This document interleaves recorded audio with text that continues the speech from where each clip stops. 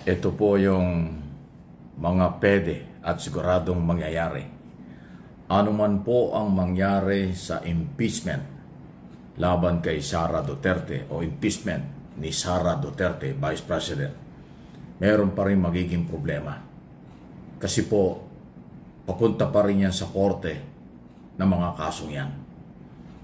Dismissal or hindi pwedeng dismissal, acquittal o conviction after ng trial. Ang kaso ay papunta pa rin po sa korte. Pwedeng dadaan yan sa Department of Justice or dadaan yan sa Office of the Ombudsman. Kasi po ang impeachment ay for administrative lang yan. Pagtanggal lang sa posisyon ng impeachable official kapag napatunayan. Wala akong pagkakakulong yan. Okay? So, kaya papunta sa korte, yun ang isa sa tamang proseso na naaayon sa batas na litisin sa korte, sa husgado, ang pangalawang pangulo kung totoong merong matitibay na ebidensya sa kanyang mga di umano'y korupsyon at pang-aabuso sa kanyang opisina at posisyon sa Office of the Vice President at Department of Education noong panahong siya ay nanunungkulan doon. Pero ito yung problema niya.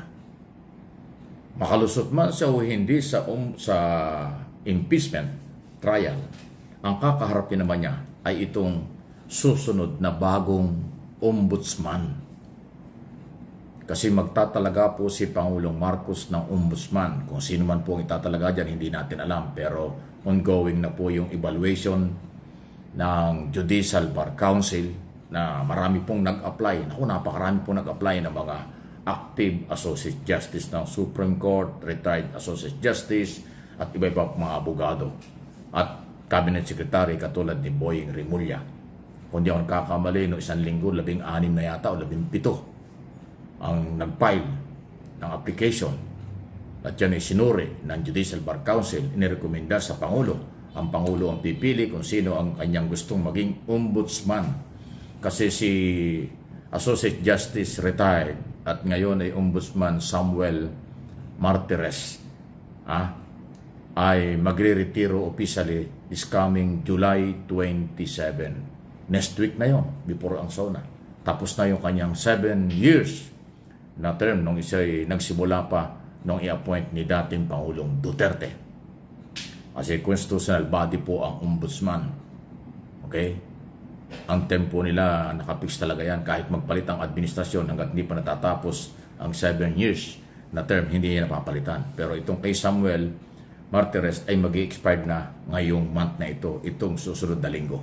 Kaya obligasyong magpalit at maglagay si Pangulong Marcos ng bagong ombudsman. Kung sino ito, hindi nga natin alam. Ngayon, yan ang kakaharapin na problema ni Sara. Pag halimbawa, DOJ babagsak yung mga reklamo ng korupsyon laban sa kanya, under yan ni Boying Rimulya. Ngayon, kung sino man yung ombudsman, bago yan, sigurado, bibigyan ng pansin at panahon yan. Hanggang sa ituloy ang kaso kung mayroong probable cause before Sandigang Bayan, kasi patungo na Sandigang Bayan ang mga kasong korupsyon. Hindi lang ho basta korupsyon, plunder po ang pinag-uusapan niya. Kasi yung 600 million ay lampas sa 50 million na sinasabi ng plunder law na kapag umabot ng 50 million ang involved sa korupsyon, non-bailable offense yan, kulong habang may trial. Kung 600, sobra-sobra. Kaya may pagkakulong.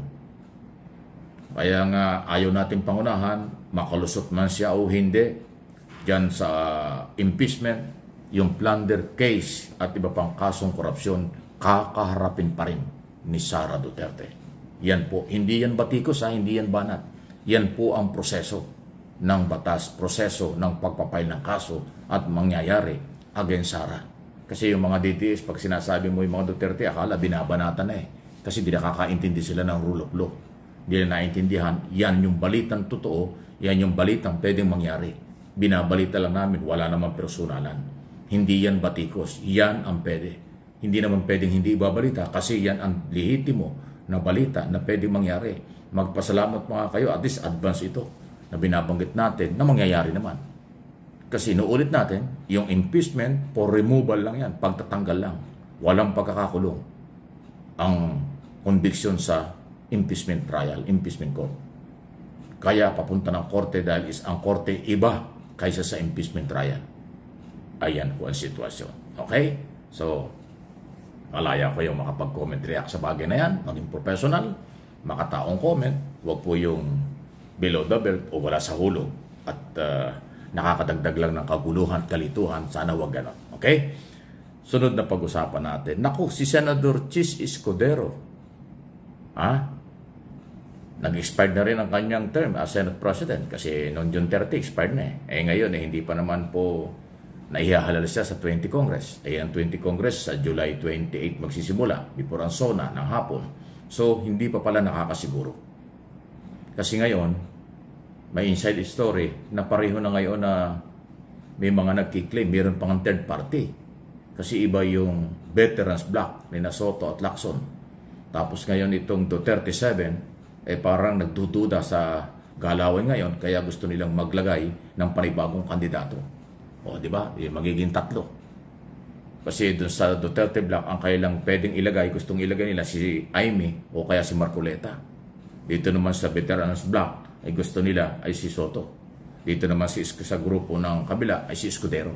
So, nagiging 3. Nung unang mga linggo, may mga resolution na 13 na daw ang senador na pumirma na pabor kay Escudero.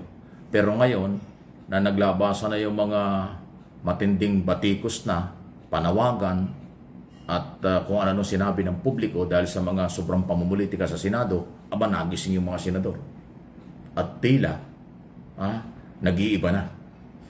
Merong mga dating kasama doon sa 13 o kasama ni Escudero na mukhang kasama na doon kay veterans block na sina Soto, Lacson, Ligarda, Zubiri. May sasama sa kanila. Kaya ngayon, nagdududa yung Duterte 7 na sandali, mukhang maglalaglagan. Kailangan maglagay sila ng posibleng kandidato nila. Yung Duterte 7, hindi pwede maging Senate President yun. Kung ilang ang 7 ang number nila, kasi 13 ang kailangan, o higit pa. 7 lang sila.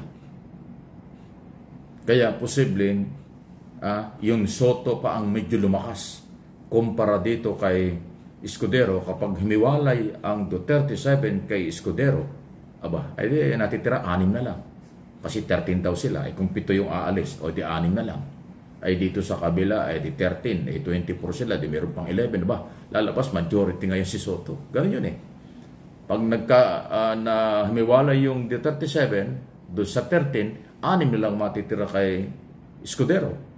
O, 13, 24 sila, di meron pang 11. Pag 3 nga naging kandidato dyan, o majority yung 11. Kung mapupunta kay veterans block, Soto group. Kakaiba So, mas maganda, maglaban-laban sila. Internal naman ang isong yan Yan ay mga senador ang maglalagay kung sino kailang gusto maging Senate President.